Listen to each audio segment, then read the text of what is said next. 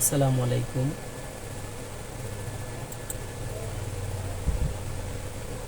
আপনাদের সকলের গাড়ি মালিকদের অবগতির জন্য জানানো যাচ্ছে যে যারা এরকম একটা গাড়ি হারিয়েছেন তারাই কিন্তু বলতে পারবেন জিপিএস ট্র্যাকের সুবিধাগুলো।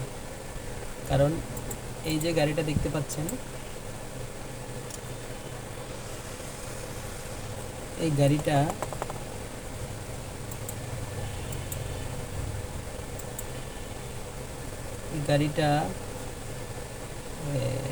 গতকালকে জুমার নামাজের সময় চুরি হয়ে গেছে। তো এই গাড়িটাতে জিপিএস ট্র্যাক না থাকার কারণে গাড়িটা সম্ভবত কালুরঘাটের দিকে কক্সবাজার লাইনে চলে গেছে। তো সবার উদ্দেশ্যে বলবো, আপনার গাড়িতে একটা জিপিএস ট্র্যাক রাখেন, একটা সিম রাখেন, তাহলে আপনার চুরি যাওয়া সম্পদ যেন কারো হস্তগত না হয়,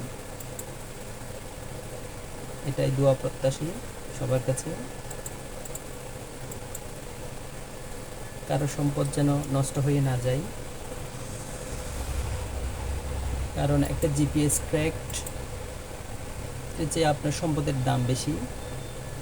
আপনার গৃহের যে আসবাবপত্র তার চেয়ে কিন্তু একটা তালার দাম বেশি না।